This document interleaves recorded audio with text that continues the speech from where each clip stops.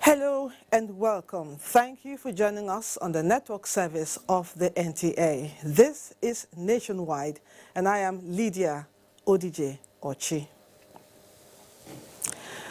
We start today on a sad note, with many pupils reported to have died following the collapse of a three-story building in Lagos. Let's now join Jennifer in our Lagos Network Center for details. Jennifer, over to you. Thank you, Lydia. Good evening and welcome to Lagos. Today is a sad, dark Wednesday because of the disaster that happened in Lagos. Now, for people living around Itafaji and environs on Lagos Island, it was a sad day following the collapse of a three-story building at about 10 in the morning. The actual number of occupants could not be ascertained. However, nursery and primary school pupils and residents were in the building at the time of the incident. Let's join Paul Omukago, who was there.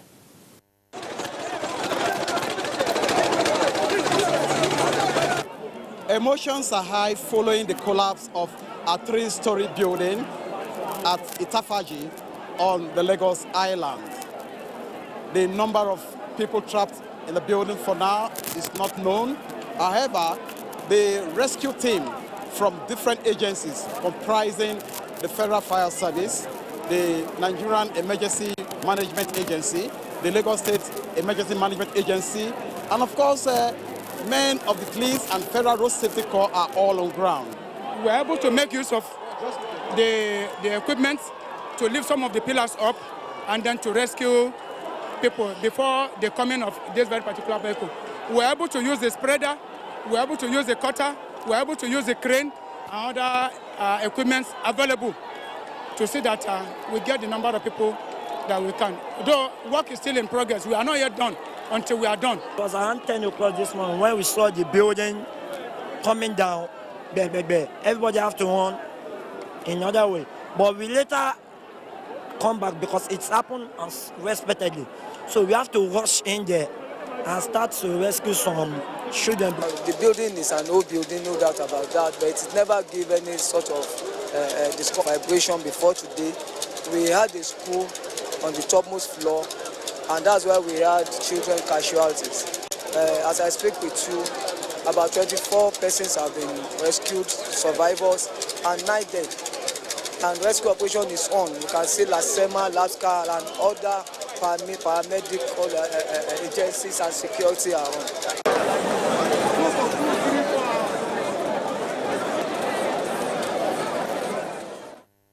Meanwhile, the Lagos State Governor, Akinwumi Ambode, has visited the scene of the collapsed building to commiserate with those who lost their loved ones in the incident.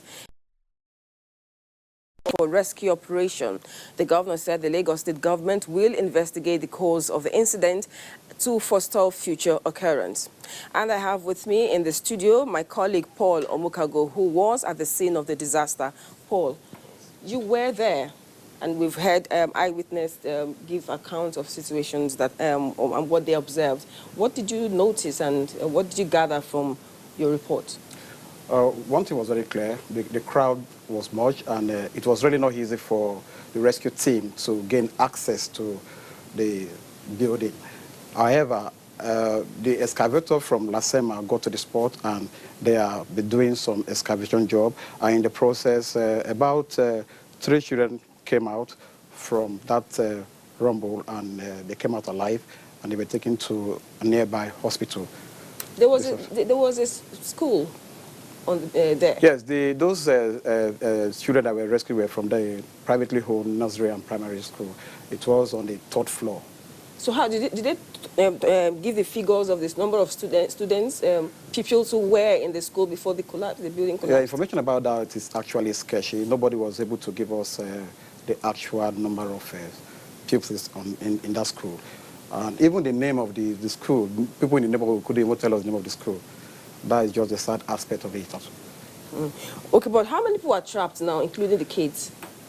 That too, even when we spoke to, we approached the Nema people, they said they cannot talk to us about any figure. Even the men from the fire service said nobody knows the actual number of occupants at the time of the incident. What about the actual the number of rescued persons? Who they've rescued? The rescue persons from the story we just watched now is about 30 plus. But even that too, to say that this number of people died and this number came out alive is still something that is still sketchy, because we needed to also verify from the medical team, because they are best placed to tell us those who were taken to the hospital alive and those who were taken there dead. So we don't have the exact figure? We don't have the exact figure. Well, how old is that building? Yes, from the information I gathered, the building is about 30 years old. And some people even said that they even made some effort to reach authorities to complain that it has structural defects, or that along the line they didn't see any follow-up on their complaint. That's what they said. So how many occupants in the building? The number 2 is not known, but we gathered that the ground floor, we had 3 stores behind resident, 1st floor, 2nd floor, resident, then the 3rd floor, the privately owned Nigerian primary school. And I know the crowd situation there is a problem, from what we've seen in the video. But right now, how many agencies are there, and what's the plan for them to rescue those who are still trapped in that building, in the debris? Okay, I think the agencies that are there are about 6, 7 agencies from both the federal and Lagos State government. And what they are doing is just to try to pacify the people. A lot of them are angry because they said for a while they've actually made attempts to get government attention about buildings that are having structural defects, but nothing was done until this incident happened. Thank you, Paul. Yeah. Well, we'll keep you posted with happenings in that area, and you definitely get more information from the NTA. Now we go to the aviation sector. The Nigerian Civil Aviation Authority, NCAA, has clarified that presently the accident aircraft type Boeing 737 MAX 8 is not in operation in Nigeria.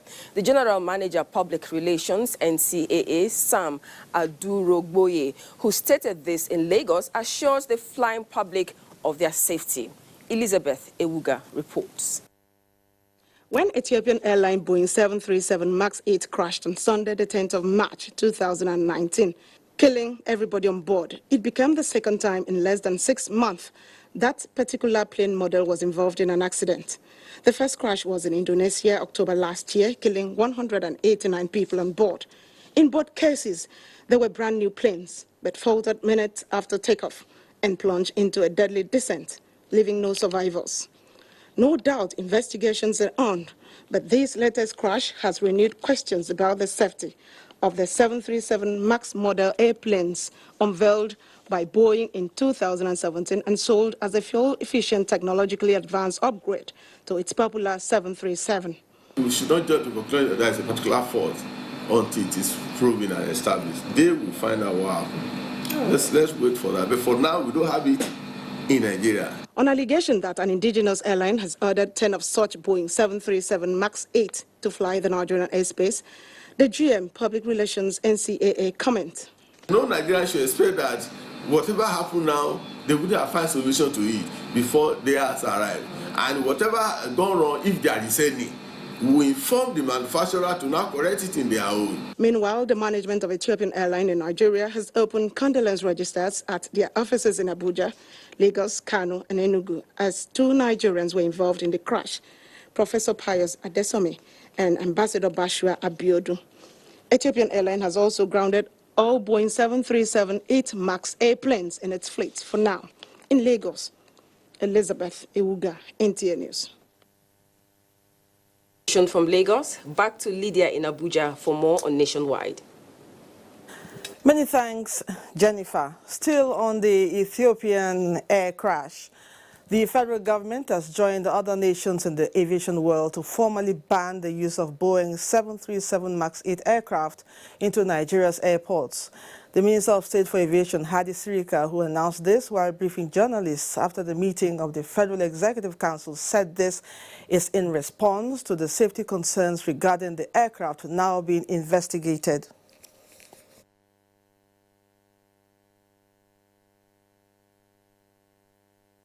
Regardless of the enormous safety records by these machines, 737, it has caused concern for the world of aviation. And you know, aviation is universal. Aviation is one. There is no aviation B. And therefore, whatever affects one affects the other, because these crafts will be flying in and out. So we have issued directives that no operator with 737 MAX 8 or MAX 9 should operate into and outside of our airports, pending the determination of the actual cause of the crash in Ethiopia, and also pending the outcome of the response of the manufacturer himself, which is Mrs. Boeing. State House correspondent Adamu Sambo reports that the council meeting presided over by President Muhammadu Buhari also approved several memoranda aimed at enhancing safety and security in the nation's aviation sector. When we came, Nigeria was scoring about world average, which is about 60%. But since then, since this administration, we've gone to 96.7% on security aviation. And also, within the next, by May, we'll be scoring above 98 in security and also above 98 in safety. And this is an audit from International Civil Aviation Organization, ICAO. And that is the focus of the government policy on aviation, to be sure that we are safe and we are secure before every other thing. And at the same time, of course, tendering to needs of passenger comfort and facilitation, as is evidenced in the various airports that we have finished and commissioned. The Senate has commenced the consideration of the 2019 appropriation bills. Senators observed that this budget has been carefully planned towards restoring and sustaining growth, investing on the people and building a globally competitive economy. Senators, however, called for the 2019 to 2021 medium-term expenditure framework and fiscal strategy paper transmitted by President Muhammadu Buhari has been referred to the Senate Committee on Finance. Senate received 30 nominees as chairman and commissioners for the Revenue Mobilization Allocation and Fiscal Commission. Strategizing on ways to improve on the nation's electoral process, Mayor Ogedi reports that this is coming after the 2019 general elections. They are observers. They are not monitors of our election. With this in mind, the 116 domestic and 29 foreign observers went to the field to observe and not to monitor the process. After observing the exercise in more than 120,000 polling units on the 23rd of February and the 9th of March, it was a case of the observer being observed, in most cases, as violence in some places became the order of the day. Very wrong one, not even beating, somebody died. Some persons were killed in the course of doing observation. Some observer was killed in Enugu, or shot in Enugu. Despite this experience, the observer's notes were explicit with details of violations of electoral guidelines, late arrival of materials, non-functional smart card readers, and unprofessional conduct of some security personnel in most cases.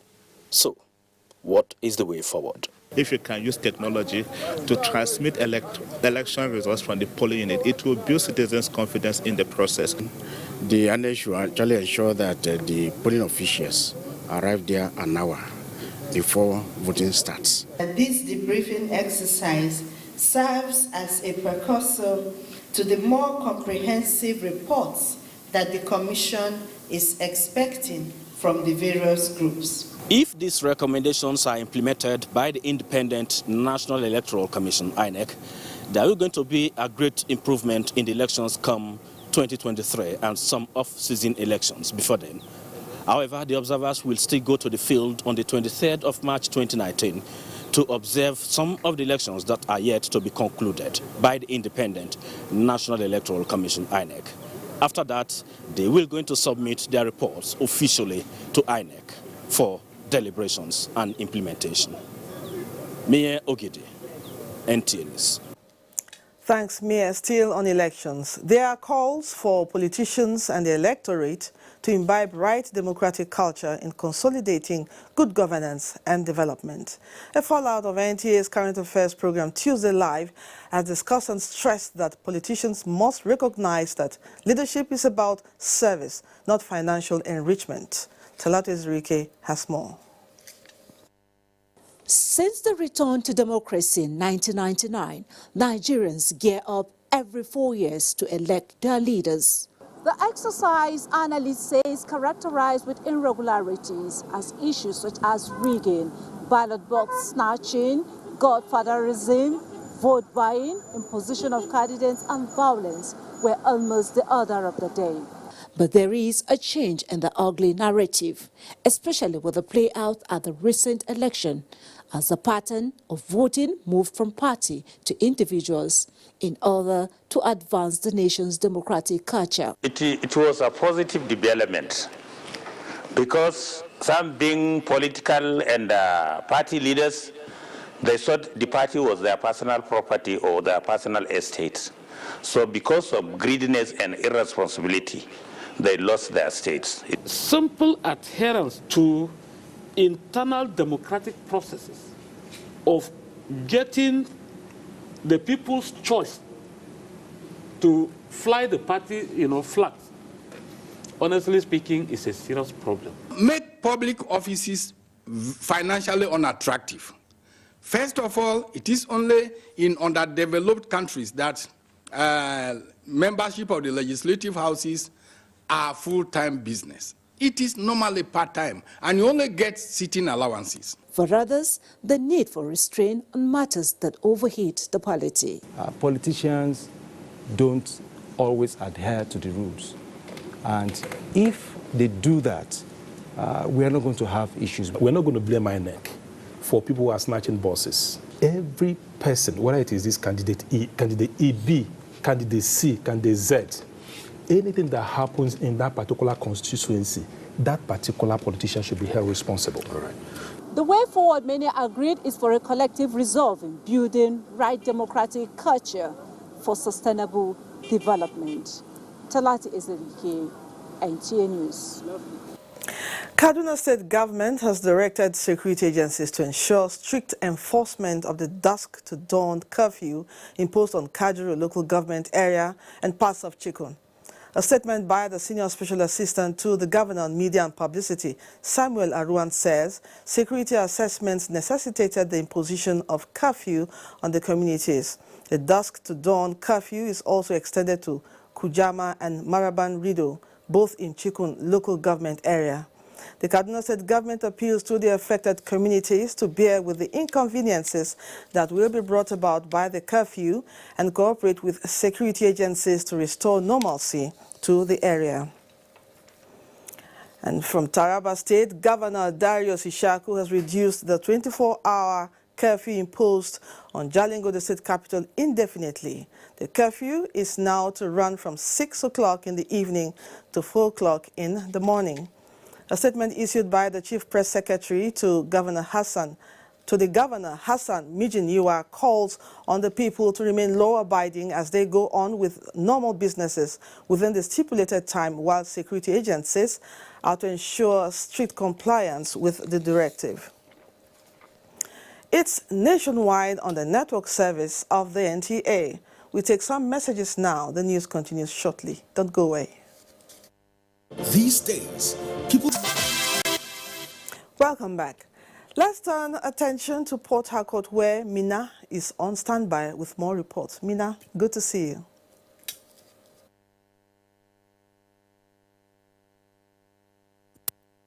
Welcome to Port Harcourt. While elections were ongoing last Saturday, some Nigerians were being held hostage by suspected kidnappers in the bush at Ndele in Emoha Council area of Rivers State. It took the intervention of natives to rescue 6 of them who were brought to NTA Port Harcourt by the chiefs of the area. Vivian.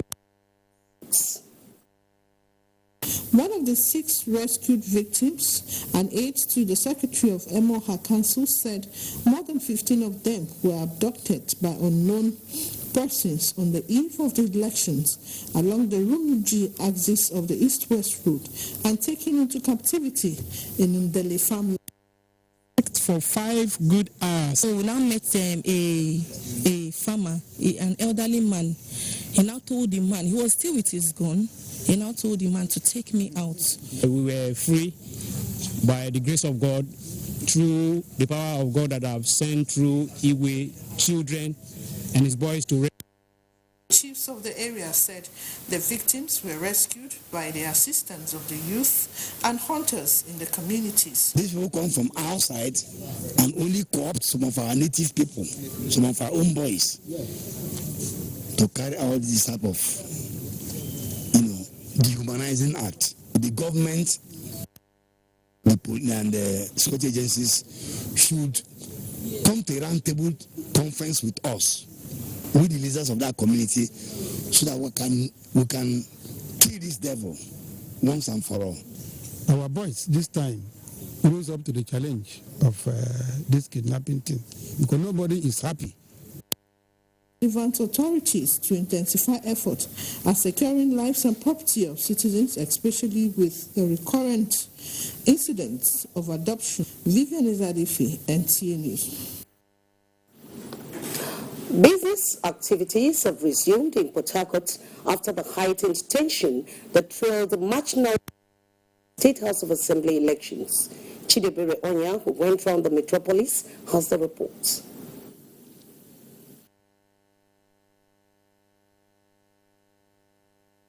The restriction order for Saturday's governorship and state houses of assembly elections halted business activities, notwithstanding the heightened tension that trailed INEC's suspension of electoral processes in the state. Indications have shown that business activities and movements within the state is gradually picking up. Similarly, most of the schools and banks within the metropolis normal activities. I was idle in the house, doing nothing in my hand. But today, as I come out, at least I will go back with something. The customers are coming and business is moving well. So we are working very, very well. While people were seen in groups at various discussing the anticipated final election results in the state, major intra and intercity routes witnessed high volume of traffic. With normalcy returning in the capital city, residents are still awaiting the conclusion of the elections by the electoral Chidebere Onya. NTA News. The hydrocarbon pollution remediation project, HYPRIP, is set to establish a cassava processing factory at Korokoro Thai community to support the agricultural endeavors of the Goni people. Robinson Deratede reports that the initiative will complement the by some Ogoni youths who are being trained by HYPRIP on the manufacturing of cassava processing machine.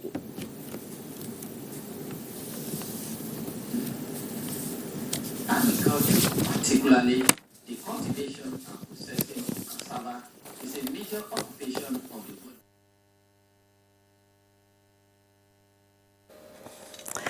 We apologize for that challenge there from Port Harcourt. Moving on now with the news. Edo State Commissioner of Police Mohammed Dan Malam says urgent steps will be taken to curb incessant attacks on police formations in Owan.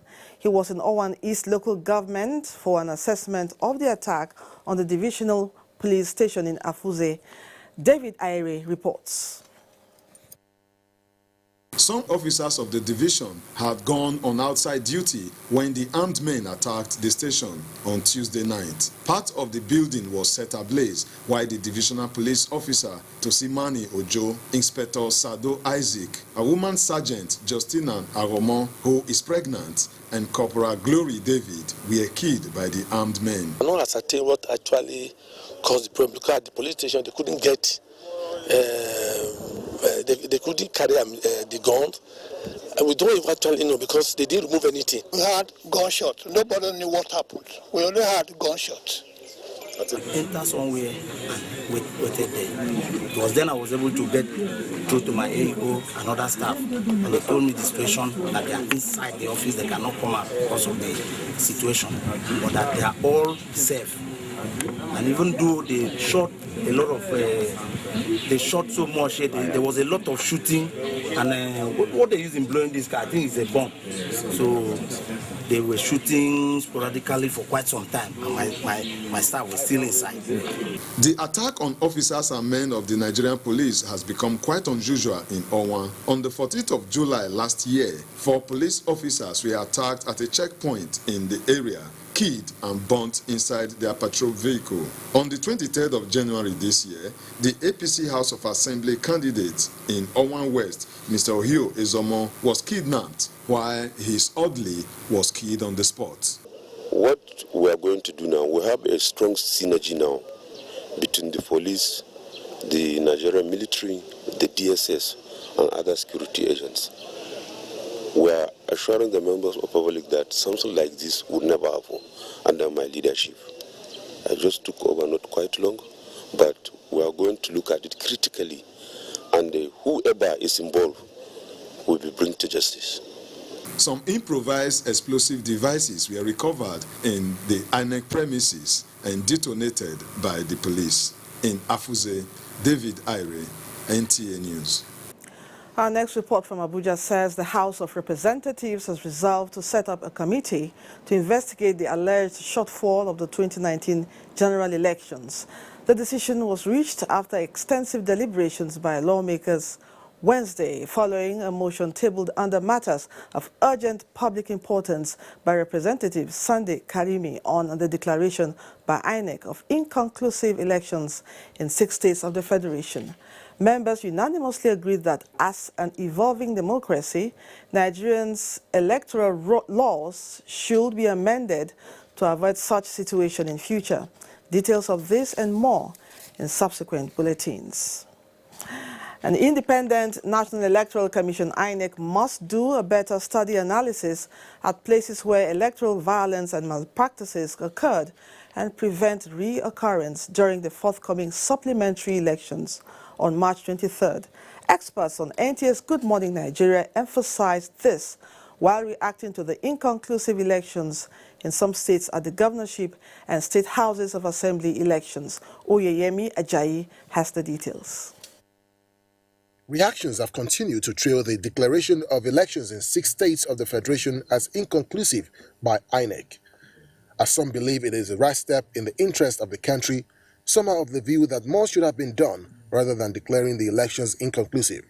Though some NTA correspondents highlight some challenges confronted during the elections. More people, more of the ballots came in than those that actually presented themselves for accreditation.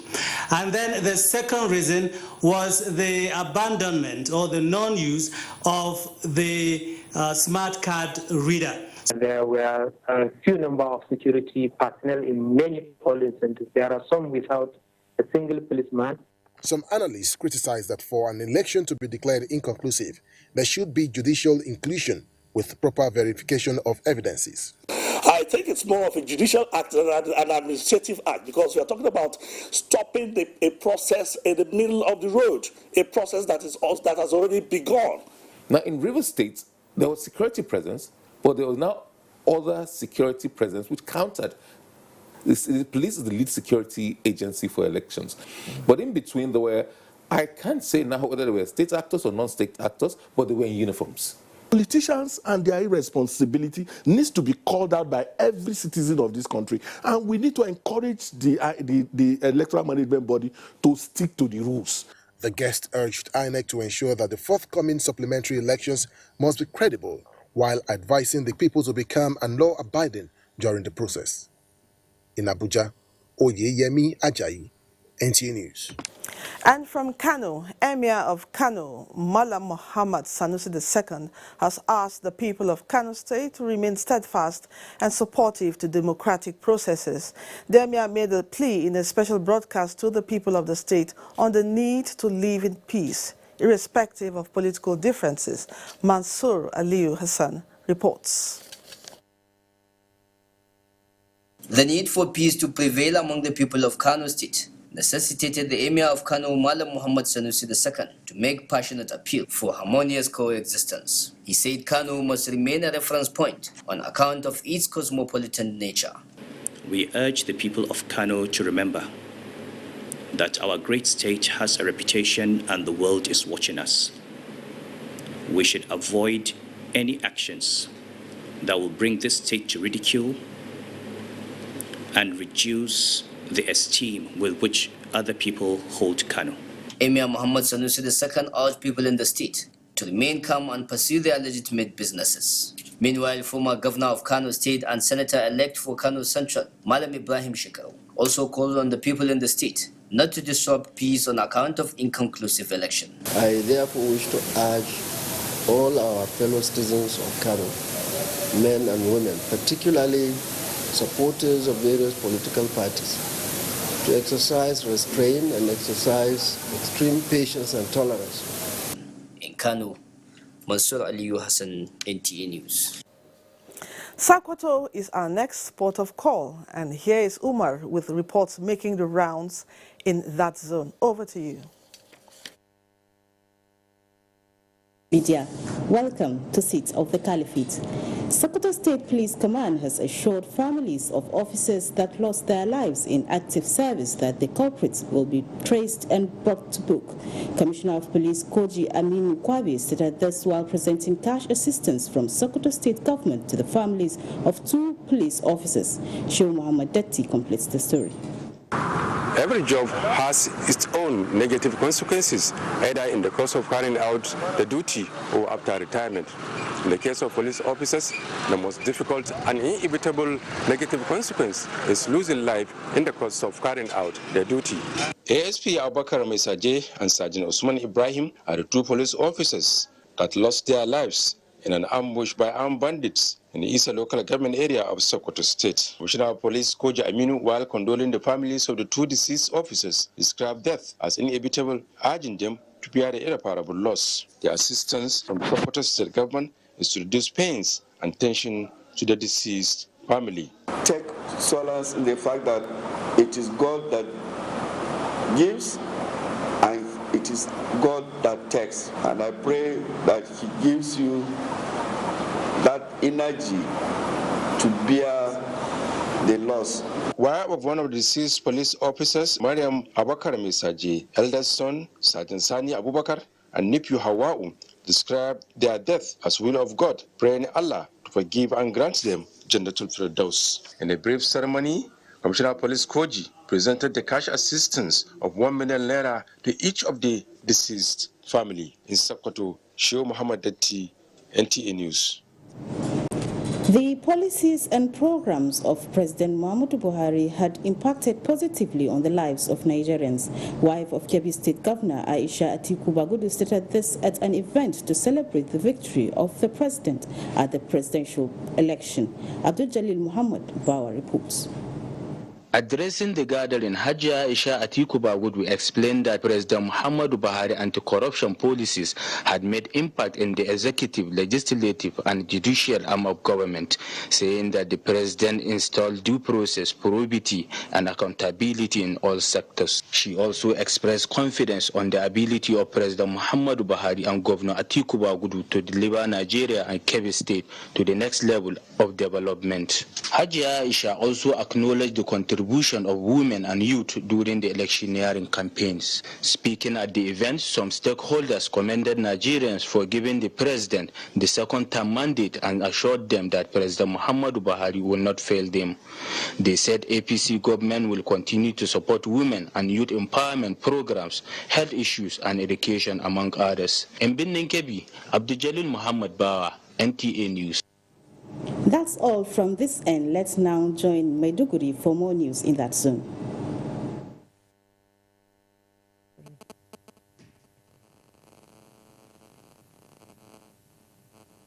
Thank you, Sadia, and welcome to Maiduguri.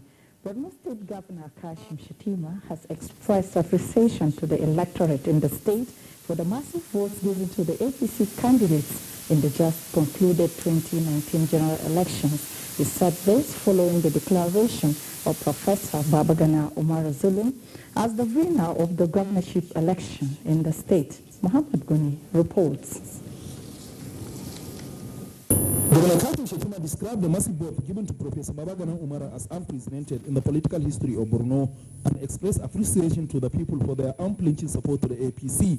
Well, I'm overwhelmed with emotion, and we have to pay tribute to Allah Subhanahu wa Ta'ala and to the people of Borno, to our teeming supporters across the length and breadth of Borno, to our party leaders who spent sleepless nights to ensure that we achieve victory. The government assures citizens of Borno that Professor Babagana Umara will continue with the good work the present administration has been doing in the state. Meanwhile, the governor-elect, Professor Babagana Umara, has called on aspirants who contested with him on the platform of the APC to join hands to entrench internal democracy, even as he enjoined candidates of other political parties to put party differences aside in the overall interests of Borno and work with the APC-led government in the quest to reposition the state. Our administration of continuity will place security of lives at the top of all priorities. We shall attach similar priority to provision of infrastructure and to rejuvenate the economy of the state. We will build the capacity of more youths and create more jobs for them. The APC state chairman, Ali Bukar Dalori, and other party stalwarts have also expressed their appreciation for the massive show of support to the APC in the state. In Maiduguri, Mahmoud Goni, NTA News. Following the official declaration of the 2019 governorship election results, where Professor Babagana Umar Zulum of APC emerged winner, residents of Maiduguri took to the streets in jubilation. Abubakar Muhammad Musa captured mood of the city and now reports. With the announcement of election results over, some youths embarked on celebrations along streets in Maiduguri, while others said the outcome was good, turning out in their favor. It's a jubilation for us here in Borno, and it's a period of consolidation and continuity. With continuity, there are a lot of progress and development. So we are hoping for the best with Professor Babagana Umar Zulum. We thank God that we have an elected governor currently in Borno State, and the whole process was actually a success. It's the first time in the history of Borno we are having a well-educated person, a professor indeed, that is going to be governor in Borno State, and he is surely going to make Borno one of the best cities in the state. Going by the track record of the person who has just won the governorship election here in the state, he's a man of integrity, he's a man who we believe will transform the state. He's somebody that we believe will take this state to the greater height. Even though the nature of the celebration is not like that of the last presidential and National Assembly elections, residents in Maiduguri are thankful to God owing to the fact that the candidates of their choice made it at the just concluded governorship and state assembly elections in Maiduguri. Abubakar Muhammad Musa, NTA News. Thank you, Abubakar, and that's our contribution from Maiduguri. Nationwide continues with Lydia in Abuja. We apologize for the poor audio quality from our Maiduguri studios. We now move on with more reports.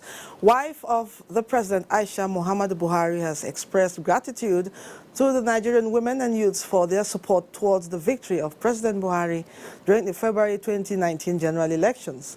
This was coming at a dinner in Daura, the hometown of the president, organized by Mrs. Buhari under the auspices of Women and Youths Presidential Campaign Team. State House correspondent Aliu Kabir reports. The dinner was organized by the wife of the president, Aisha Muhammad Buhari, in honor of the supporters of the president residing in his hometown, Daura, and the entire people of Katsina State. It was meant to celebrate the victory of President Muhammad Buhari in the 2019 general elections, and it attracted the participation of people from far and near, comprising members of the All Progressives Congress, party supporters, and other well-wishers.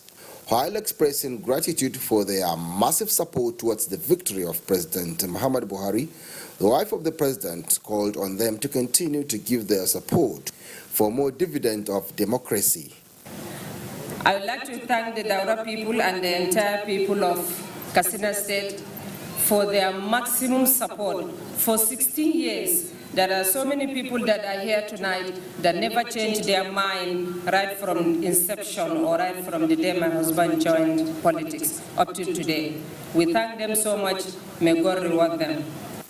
Other speakers reaffirmed their support towards the good policies and programs of President Buhari of improving the nation's economy. I would like to extend my gratitude to Her Excellency, the wife of the President, for honoring us with this great dinner of victory. The victory is for the fight against corruption and all the wonderful foundation he has laid for this country. Mrs. Buhari has since returned to Abuja.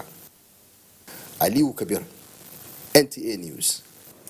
The Independent National Electoral Commission has released results of the concluded March 9, 2019 governorship and state houses of assembly elections. Results in 6 states were declared inconclusive, while that in Rivers State was suspension. Timothy Yusuf in this report gives a breakdown of why supplementary elections will take place in the 6 states concerned. We'll give you that report in our subsequent bulletin. Moving on now, the Buhari Media Organization says President Muhammadu Buhari will, at the end of his second and final term in office, bequeath to Nigeria a very robust democratic space that many Nigerians will be proud of. A statement by its chairman, Niyi Akinsiju, and Secretary Cassidy Madueke BMO says this is obvious from the president's deliberate non-interference in the just concluded governorship and state houses of assembly elections. Buhari did not go out of his way to ensure that the All Progressives Congress APC got undue advantage in last Saturday's elections. The group, who said President Buhari deserves credit for this principled standard, also pointed out that the president's non-interference shows that he is a true Democrat that keeps to his words, adding that President Buhari is on record to have said that Nigerians were free to vote for political parties of their choice. At a time, key APC members were openly expressing support for governorship candidates on the platform of other parties. Therefore, it is not surprising that the results so far announced by INEC officials largely reflected the will of the people, regardless of whether APC won or not. We now go back to our last report, which says the Independent National Electoral Commission has released results of the concluded March 9th, 2019 governorship and state houses of assembly election. Results in 6 states were declared inconclusive, while that in Rivers State was suspension. Timothy Yusuf in this report gives a breakdown of why supplementary elections will take place in the 6 states concerned. 6 states declared inconclusive include Plateau, Adamawa, Bauchi, Benue, Sokoto, and Kano states. In Plateau State, the margin of a lead of 44,929 between the APC and the PDP candidate is less than 49,377 cancelled votes. Simon Lalong of APC polled a total of 583,225 votes, while Jerry Husseini of PDP scored 538,326 and 471 votes, above 334,995 of Jibril Abindo of the APC, thereby leaving the margin of 32,476, with cancelled votes standing at 40,988. In Bauchi State, Senator Bala Mohammed of the PDP polled 469,512, ahead of 465,453, scored by Mohammed Abubakar of the APC. Cancelled votes in the election is 45,312. In line with sections 26 and 53 of the Electoral Act, and because the margin of lead is not in excess of the total number of registered voters, I declare this election inconclusive. Samuel Otom of the PDP in Benue State scored 410,576, ahead of Emmanuel Jime of the APC, who polled 329,022, leaving the margin of 81,544, with cancelled votes standing at 121,019. In Kano State, Abba Yusuf of the PDP polled 1,014,474 votes, ahead of 987,819, scored by Abdullahi Umar Ganduje of the APC. There is a margin of 26,655 votes in between them, while cancelled votes stood at 128,572. Aminu Waziri Tambuwal of the PDP in Sokoto scored 489,558 votes, ahead of APC Saliu Ahmed, who polled 486,145, leaving the margin of 3,413 votes between them. The number of cancelled votes in the election stood at 75,403. As a result of this, I cannot conclude on the winner. So I declare this election inconclusive. Away from the inconclusive election, the Independent National Electoral Commission suspended all electoral processes in Rivers State until further notice. The commission explains that the decision was due to widespread violence in the state during the March 9 governorship and state assembly polls. The commission also claimed some of its staff were held hostage, while materials including result sheets were reportedly destroyed. The commission decided to suspend all the processes in Rivers State based on credible reports from our field officers to the effect that some of our field officers have been targeted for arrest, some of them have been kidnapped. In the meantime, those who lost in the election have continued to reject the election results, while the People's Democratic Party is alleging partisanship on the part of the Independent National Electoral Commission. The party's National Publicity Secretary and Director of Media and Publicity of Presidential Campaign Organization, Kola Olobondion, addressed a media briefing in Abuja. Timothy Yusuf, NT News. Still to come, sports update after these messages. Join us again.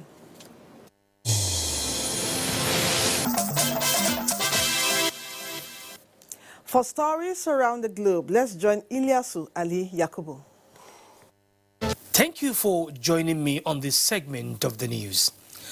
The United Nations investigation says violence in the Democratic Republic of Congo last year may amount to crimes against humanity. It says at least 500 persons were killed, including families burnt alive in their homes and a 2-year-old who was thrown into a septic tank. Ethnic violence broke out when one community wanted to bury one of their traditional chiefs on another community's land. Meanwhile, the Federal Aviation Administration has said it will not ground the Boeing 737 MAX aircraft despite mounting pressure and banning of the plane by numerous countries. The United States regulators said a review showed no systemic performance issues with the aircraft.